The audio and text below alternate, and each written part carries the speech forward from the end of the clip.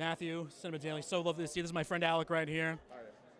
Really the idea of like using America as a playland compared to, because you may not like you're not used to America, but this idea that it's a little more foreign to you. So it's the idea that you can play with it as if it's like a fairy tale compared to playing something at home. I don't know. I mean, I think that America is it features so heavily in our cultural life back home anyway. Like all the, I don't know if it's hard to appreciate from here the how the culture just kind of radiates out. So like everything we see is American. So. Is there also this idea of, this is not the first time you're directing a script that wasn't yours from the get-go, but what's the difference between making something that was written by somebody else compared to something that you and Amy are writing together? It's a relief, to be honest, because you're not totally responsible for everything. So, and you can concentrate on craft and concentrate on and not having to worry about your part in it in that respect. So I really enjoy doing other people's scripts, but probably only because I get to direct a lot of my own stuff as well. So I'm not frustrated like that. So it's really good to work on other people's stuff. Now, I was talking to Dan Skinner a few years ago, and when I was talking to him, I never realized that you directed episodes of Shooting Stars? Yeah, I did a season, maybe it was 2 seasons of it, of the little interstitial. Okay. So it was the sketches compared to the actual full show? Yeah, no, I didn't do the show. I think Mylod did a lot of that stuff. He directed Shooting Stars originally, didn't he?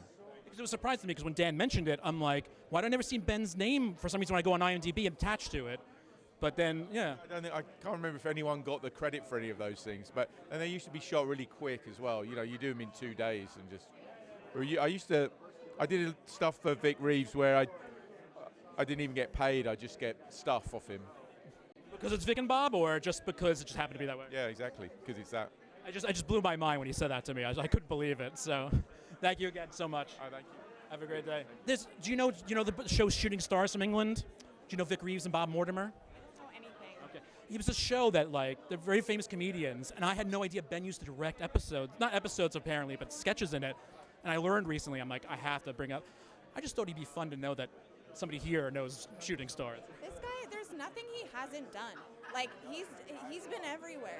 He's seen it all. It's so crazy. Yeah. Well, so what, in joining something like Normal, is it Ben that draws you in compared to the cast, the script, everything else? What draws you first? Oh, God. I mean, I'm nobody. So I feel like I really was like, yeah, I just want to work. I want to do a movie. And I think that I really, kind of fell ass backwards into something so beautiful and cool. And I think that, the character was really compelling to me. I'd never seen a character like this in a movie like this, so that was kind of exciting. But then the team is so lovely. Bob's obviously great. Ben, a genius. And I think that it was just really fun for me to get involved in this little world they've created. Yeah.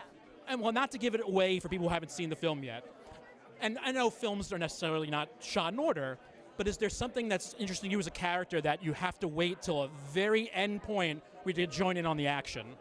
Oh, yeah. I mean, it was interesting. I think that, there's something kind of cool about how at the beginning of the movie you know that I've been in the military.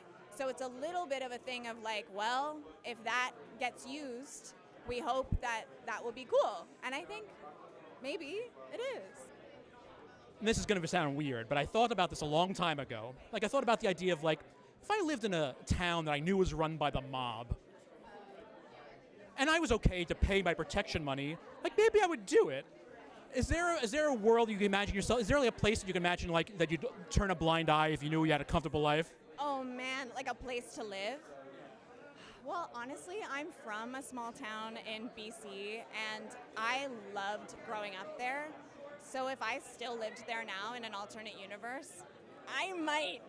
I love it there. Yeah. Thank you so much for your time. Have a great rest of the night. Thank you. I'm going to start off with, but since you were involved with writing the story and you're a producer on this one, was it you also having a say in bringing Ben on? Was he somebody you wanted to direct this film? Yeah. Myself, Mark Provocero, and Derek, we all were looking at directors. Ben was a pretty immediate yes.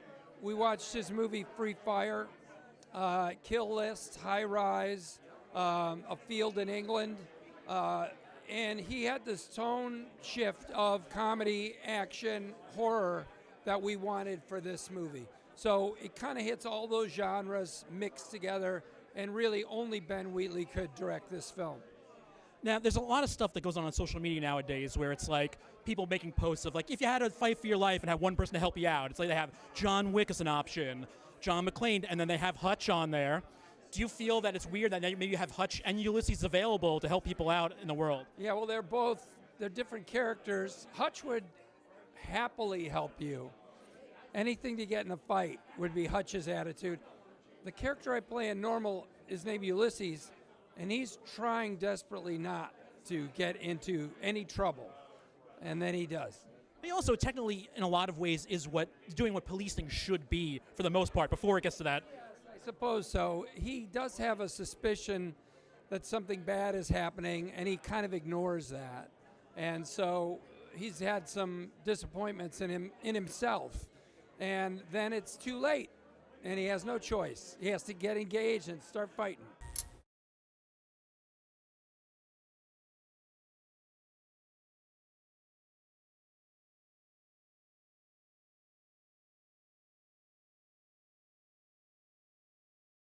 About, oh my God, I forgot the Christmas shows now. All of a sudden, about the Disney, the Private Landing. Thank you, Private Landing. Yeah, so it's crazy. I didn't know you were going to see you here. Thank you for being here. Oh, I'm happy to be here. I am an old friend of Bob's. So yeah. Well, it does make sense. Yeah, I mean, I don't really even have much to ask you. I just lovely to see you. Oh, it's lovely to see you too. How's everything going? What do you? It's fantastic. I'm actually. Family. I forgot though. You're actually in town for a while now. I live here now. I didn't know it was full time. Yeah, I've been living in New York for 4 years now. Yeah. That's crazy. It's crazy that I can run into you just randomly on the street at this point. I could have done it when I lived in Toronto for a little bit. I could have done it then too, but it never happened. But New York is such a tiny town. I run into people that I've met that I've worked with once 10 years ago. I keep running into them in this town. Is there something about, though, like being at these kind of things, supporting like a friend of yours that is just enjoyable for them, or is it more enjoyable for you to be like, oh, they're still working, it's great to see? Well, that of course is very important. Anytime an actor is working, that's good for everybody. But in particular with Bob, I think I hope it becomes a trend of aging comedians getting to be action stars. I want to get on that train.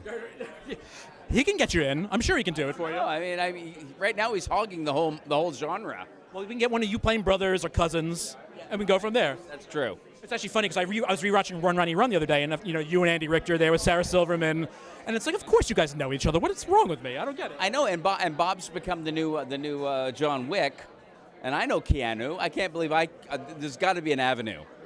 When he comes down, I'm going to force him. I'm going to tell him to get it done. All right, thank you. Yes. Always great to see you. Thank you, Dave. Cheers. Nice to see you. Have a good one.